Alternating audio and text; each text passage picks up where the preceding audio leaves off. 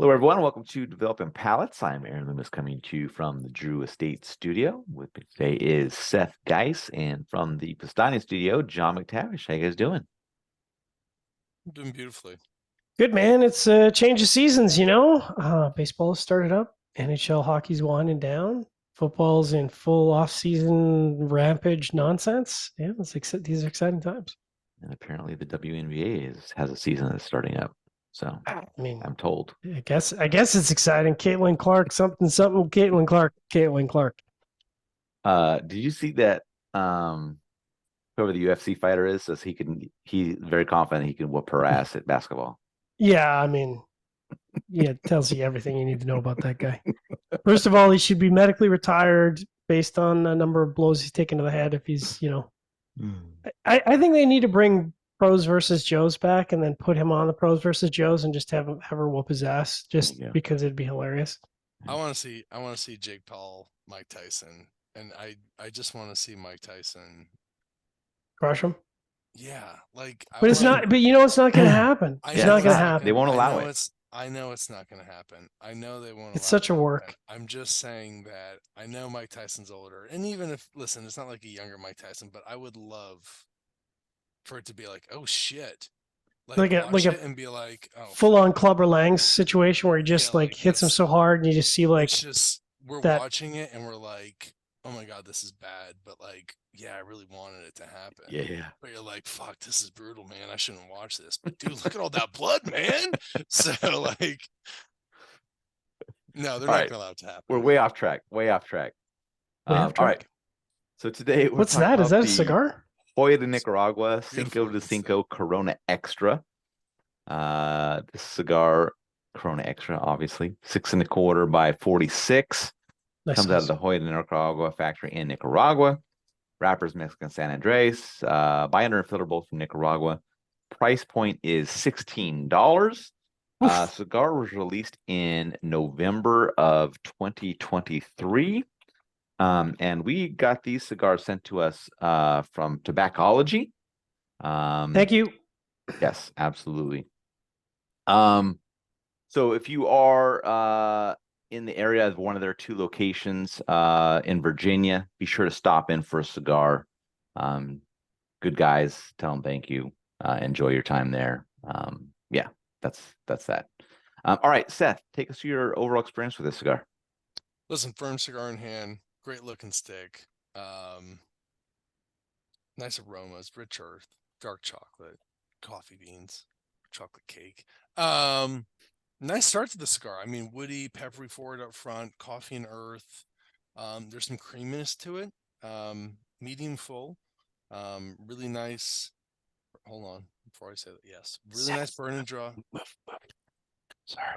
Really nice burn and draw on the first third. Second third shows a little bit more earth forward notes. Contenders with the pepper and the wood, coffee and cream, still medium full. Final third has a nice finish. It's cool. There are some mineral qualities, but it's not over the top. Black coffee, faint cream. Yeah, really nice smoking stick. Got a lot to say about it. Yeah. John, how about you? So I'll talk about a lot of it in the recap, the longer portion of the recap. But in terms of the review, I had a really nice start, creamy bread, mild wood, a little bit of chocolate in the retrohale, just a really nice sort of restrained, layered, complex, tasty goodness. A little bit of wood kind of growing at medium strength as it continued on the post draw, baking spices in the retrohale. Just like everything I want in a first third. Second third started out with mild bread and wood, and then a little bit of tannins joining the wood to sort of linger on the post draw. So a little bit of heavy on the, a little bit of offsetting on the palate. Tobacco sweetness as it continued, and then baking spices in the retro, kind of like the first third, although the combination of the flavors wasn't quite at the same level for me.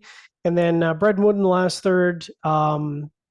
Little bit of trailing baking spices, but again, sort of really restrained compared to the first 2/3. A little bit of vegetal notes in the center of the retrohale, which is interesting, and then kind of remained pretty stable until the halfway point of the last third, where a little bit of tannic wood came in the finish. So all in all, flavor profile above average. But again, I'll get into a little bit more detail later. Of course, as one would expect from a factory of Joya, perfect draw, perfect burn.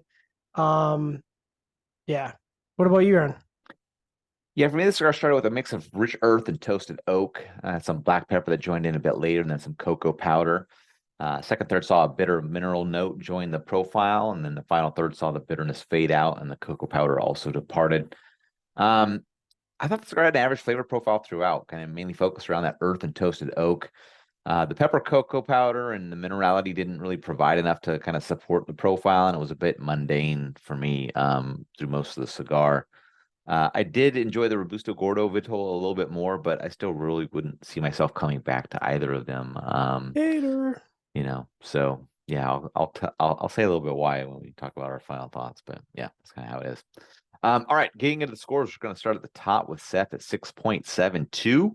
John gave it a 6.1. June, who wasn't able to join us, gave it a 5.75, and I gave it a 5.65. So, Seth, how did that 6.72 match up for you? Listen, I love the stick, man. I thought it smoked great. I think Oya's doing incredible stuff. Focusing on this one though, it's a really nice addition to what's that name of the line brand? Obras Maestros. Obras de Maestros. First Mexican they added to it. It's like the first Maduro. And it's actually a really good Maduro too. It's a really good Mexican San Andreas, I think, especially for this year, with some bad wrappers. So I liked it, liked the size, but there's a lot of really good sizes, but we'll get back to that after I'm done fanboying. All right, John, 6.1. Yeah, it matches up well. Above average flavor experience with a perfect construction. That's how you get to 6.1. I would say to 6.1, it's not high enough to make me want to go out and seek that out, but it turns out that's not true because I had Coop pick up a bunch of these for me. Thanks, Coop. And I'll talk more about that in our longer recap section. Yeah, my 5.65 matches up well. Average flavor profile throughout. Really good construction. Kind of gets it into the higher fives, but yeah, not something I'm gonna really see myself coming back to. All right, let's get into the final thoughts. So, like the dummy that I am, I didn't think we were reviewing this, so I smoked it. And this was like, I don't know, 2 months ago. I smoked it and I was like, God damn, this is so good. Aaron, we got to review this. And he's like, well, that was the one for review. I'm like, oh, shoot. Okay. So I immediately messaged Coop. I'm like, Coop, you're down in Florida right now. Can you pick me up like a 3-pack of these while you're down there? Because I need to review these. And so the weird thing is, the one that I smoked just kind of willy nilly was like at Seth's levels. Like that was a full on 6.7, 6.8. It was phenomenal, which is why I was like, okay, I need to get more of these. And I smoked a bunch more. And the weird thing is, they're all over the place. Like some of them have been really good, and some of them have been kind of average. And so I don't know what's going on.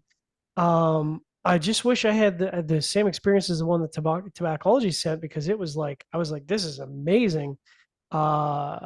So, all that to say, if you take the average experience of what I've smoked so far, the Robusto Gordo has been the better for the two sizes, which is kind of weird. And so I don't know what that's all about, honestly. Yeah, I've just been overall down on the Mexican San Andreas stuff the last 18 months, I guess. And I was really hoping that Hoya was gonna come together and do it, but smoking the two Vitolas, it just hadn't come together. So maybe it's just me that I'm not jiving with the wrapper or whatnot, but yeah, it just hasn't worked out for me this year. So, Seth? Dude, I love it. I thought it was really good. I think it's a great addition for him. I think Oya just continues to be probably the most reliable factory and producer of blends coming out. That might be true, at least in Nicaragua. Yeah, it's even if there's something that I'm not wowed or crazy about, there's usually one or two people in the group who is, and I don't think anyone's ever like, this is a dud. Yeah.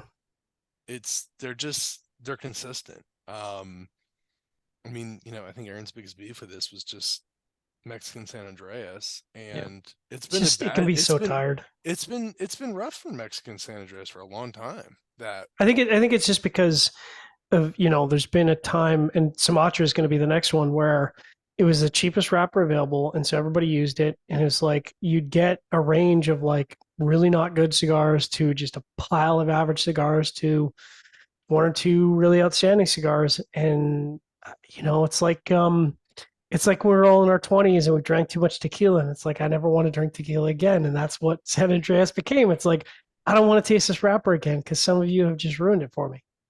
Yeah, that's what I'm worried There's about. been a lot of those. There's been a lot of Mexican releases, so it's one of those. Everyone was doing it. This from the San Andreas Valley in Mexico.